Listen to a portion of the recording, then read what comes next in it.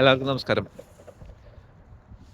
നമുക്കെല്ലാവർക്കും നമ്മളുടെ ജീവിതത്തിൽ ഒരുപാട് പ്രതിസന്ധികൾ വരാറുണ്ട് അല്ലേ? അങ്ങനെയുള്ള സമയത്ത് നമ്മൾ പലരും എന്ത് ചെയ്യാറ്? പലപ്പോഴും നമ്മൾ സാഹചര്യങ്ങളെ കുറ്റം പറയും. അതേപോലെ തന്നെ മറ്റു വ്യക്തികളെ കുറ്റം പറയാറുണ്ട്. ചിലപ്പോൾ ദൈവത്തിനെ വരെയും നമ്മൾ കുറ്റം പറയാറുണ്ട് അല്ലേ? അതുകൊണ്ട് സത്യത്തിൽ എന്തെങ്കിലും ഗുണമുണ്ടോ? നമ്മളുടെ മനസ്സ് കൂടുതൽ കലുഷിതമാവാനാണ് ചാൻസ്. അതേപോലെ നമ്മൾ വ്യക്തിബന്ധങ്ങളിൽ വിള്ളൽ വീഴാം സ്വാഭാവികമായിട്ടും. അതേപോലെ തന്നെ നിലവിലുള്ള അവസ്ഥ കുറച്ചും കൂടി മോശമാവാനാണ് അങ്ങനെയൊക്കെ ചെയ്യുന്ന സമയത്ത് സാധ്യത. എൻ്റെ ജീവിതത്തിലും ഞാനും എക്സ്പീരിയൻസ് ചെയ്തിട്ടുള്ള കാര്യമാണ്. ശരിക്കും ഒരു സ്കോട്ടിഷ് ചൊല്ലുണ്ട്, നമ്മളുടെ ഇന്നത്തെ ദിവസത്തിനെ നമ്മൾ വിലയിരുത്തേണ്ടത് ഒരിക്കലും ഇന്നത്തെ വിളവ് കൊണ്ടല്ല, അഥവാ ഇന്നുണ്ടാവുന്ന റിസൾട്ടോ നേട്ടങ്ങളോ കൊണ്ടല്ല ശരിക്കും നമ്മൾ ഇന്നത്തെ ജീവിതത്തിനെ വിലയിരുത്തേണ്ടത്. പിന്നെ എന്താണ് ചെയ്യേണ്ടത്? നമ്മൾ ഭാവിയിലേക്ക് വേണ്ടി ഇന്ന് എന്ത് ചെയ്യുന്നു, അഥവാ ഇന്ന് നമ്മൾ എന്താണ് കുഴിച്ചിടുന്നത്, വിത്ത് പാവുന്നത് എന്നുള്ളതാണ് നമ്മൾ ഇന്നത്തെ ദിവസത്തിനെ വിലയിരുത്താൻ വേണ്ടിയിട്ട് എടുക്കേണ്ട കാര്യം എന്നാണ് സ്കോട്ടിഷ് ചൊല്ല് പറയുന്നത്. സത്യത്തിൽ അത് ശരിയല്ലേ? എന്നാൽ മാത്രമല്ലേ ഇന്നത്തെ ദിവസം നമ്മളുടെ നാളുകളെ സപ്പോർട്ട് ചെയ്യുന്ന രീതിയിൽ നാളുകൾ ഇമ്പ്രൂവ് ചെയ്യാൻ വേണ്ടിയിട്ട് സഹായിക്കുകയുള്ളൂ. അപ്പോൾ അങ്ങനെ നമ്മളുടെ നാളുകളെ ശോഭനമാക്കാൻ സഹായിക്കുന്ന ഒരു കാര്യത്തിനെ കുറിച്ചാണ് ഇന്നത്തെ ഈ ഒരു വീഡിയോ. അഫർമേഷൻസ് ആണ് നമ്മളുടെ ഇന്നത്തെ വിഷയം. എന്താണ് അഫർമേഷൻസ്?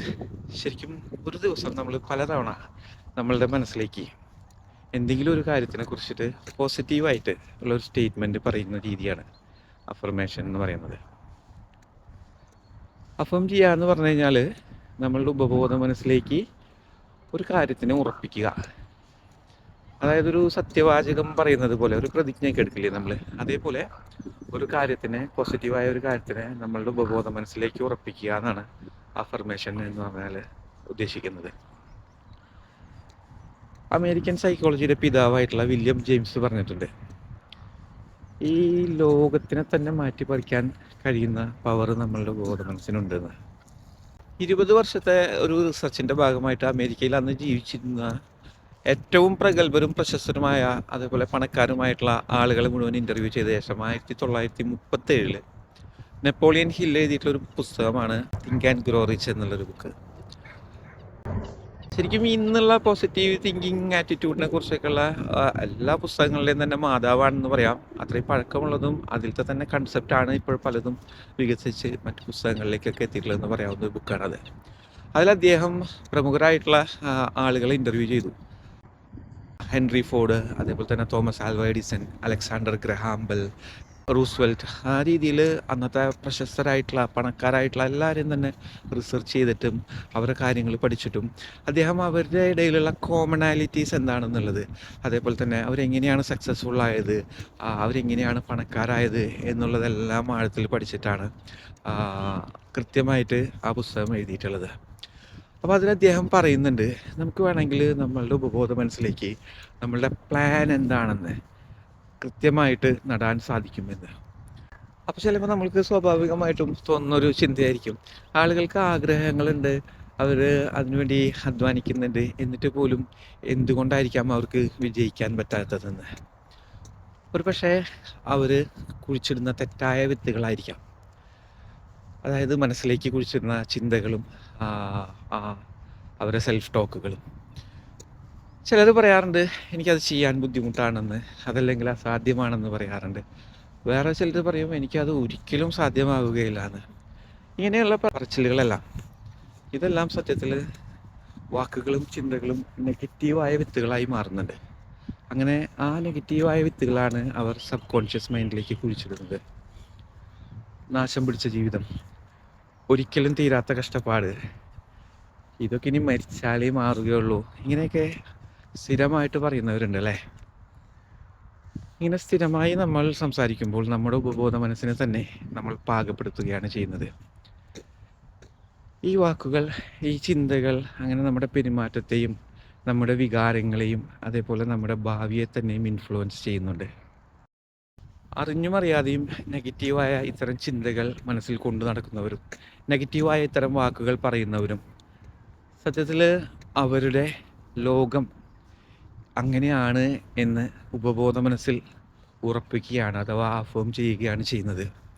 അവർ അവരുടെ ലോകത്തെ അത്തരത്തിൽ പുനർസൃഷ്ടിക്കുകയാണ് ചെയ്യുന്നത്. ഇത്തരത്തിൽ സംസാരിക്കുന്നവരും ചിന്തിക്കുന്നവരും അവരുടെ ഉപബോധ മനസ്സിന് എത്രത്തോളം പവർഫുള്ളായിട്ടാണ് നെഗറ്റീവായിട്ട് പ്രോഗ്രാം ചെയ്യുന്നതെന്ന് നമുക്ക് ഇപ്പോൾ ആലോചിച്ചാൽ മനസ്സിലാവുന്നുണ്ടായിരിക്കും അല്ലേ. ഓക്സ്ഫോർഡ് യൂണിവേഴ്സിറ്റി പ്രസിദ്ധീകരിച്ചിട്ടുള്ള social cognitive and effective neuroscience എന്ന ജേണലിൽ അത് പറയുന്നുണ്ട്, സെൽഫ് അഫർമേഷൻ എന്നത് ബ്രെയിൻ സിസ്റ്റംസിനെ ആക്ടിവേറ്റ് ചെയ്യുന്നുണ്ട് എന്ന്.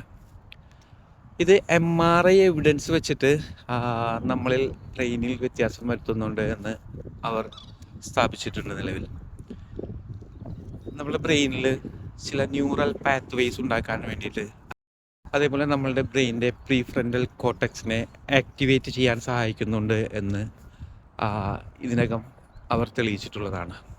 മനുഷ്യ മസ്തിഷ്കത്തിൻ്റെ മുൻഭാഗത്തായിട്ട് നമ്മളെ ചിന്തകളെയും പ്രവൃത്തികളെയും എല്ലാം നിയന്ത്രിക്കുന്ന പ്രധാന കേന്ദ്രമാണ് ഈ പ്രീഫ്രണ്ടൽ കോർട്ടെക്സ് എന്ന് പറയുന്നത്.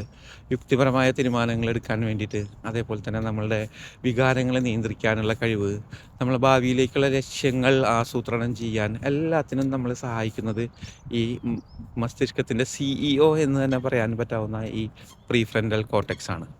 ലളിതമായി പറഞ്ഞു കഴിഞ്ഞാൽ നമ്മെ ഒരു മികച്ച വ്യക്തിത്വത്തിന് ഉടമയാക്കുന്നതും ജീവിത വിജയം കൈവരിക്കാൻ വേണ്ടി സഹായിക്കുന്നതും ഈ ഭാഗം നിർണായകമായ ഒരു പങ്ക് വഹിക്കുന്നുണ്ട്. കൂടാതെ നമ്മുടെ ആരോഗ്യത്തിനെ സംബന്ധിച്ചിട്ട് നോക്കുമ്പോൾ സ്ട്രെസ്സ് കുറക്കാനായിട്ട് ഇത് വളരെ ഇമ്പോർട്ടൻ്റ് ആയിട്ട് ഉള്ളൊരു ഘടകമാണ്, അഥവാ സഹായിക്കുന്നുണ്ട് എന്നും തെളിയിക്കപ്പെട്ടിട്ടുള്ള ഒരു വസ്തുതയാണ്. ഒരാൾക്ക് അഫർമേഷൻസ് ആരോഗ്യത്തിന് വേണ്ടിയോ, അതല്ലെങ്കിൽ നമ്മളുടെ വ്യക്തിത്വം വികസിപ്പിക്കുന്നതിന് വേണ്ടിയോ, സന്തോഷത്തിന് വേണ്ടിയോ, നമ്മളുടെ കരിയർ സംബന്ധമായ ലക്ഷ്യങ്ങൾ നിറവേറ്റുന്നതിന് വേണ്ടിയോ, നല്ല വ്യക്തിബന്ധങ്ങൾ ഉണ്ടാക്കാൻ വേണ്ടിയോ എല്ലാം ചെയ്യാൻ സാധിക്കുന്നുണ്ടായിരിക്കും. ഇവിടെ ഒരു കാര്യം ഓർമ്മിപ്പിക്കുന്നത്, അഫർമേഷൻസ് ചെയ്തതുകൊണ്ട് മാത്രം ഒരാൾക്ക് എല്ലാം നേടാൻ കഴിയുമെന്ന് നമുക്ക് പറയാൻ കഴിയുകയില്ല. പക്ഷേ അഫർമേഷൻ ചെയ്യുന്നതിലൂടെ മനസ്സ് അതിനുവേണ്ടി സജ്ജമാക്കാൻ കഴിയുന്നുണ്ടായിരിക്കും എന്നുള്ളതാണ്.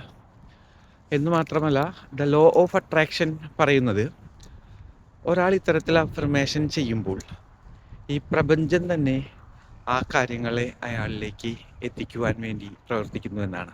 അതായത് നമുക്ക് വേണ്ട സാഹചര്യങ്ങളെയും നമുക്ക് വേണ്ട ആളുകളെയും നമ്മൾക്ക് വേണ്ട കാര്യങ്ങളെയും എല്ലാം തന്നെ പ്രപഞ്ചം അയാളിലേക്ക് ആകർഷിക്കുന്നുണ്ട് എന്നാണ് പറയുന്നത്. അപ്പോൾ കൃത്യമായ അഫർമേഷൻ സ്റ്റേറ്റ്മെൻറ്റ്സ് എങ്ങനെ ഉണ്ടാക്കാം എന്ന വീഡിയോയുമായി വളരെ പെട്ടെന്ന് തന്നെ വരാം. നന്ദി, നമസ്കാരം. Thank you.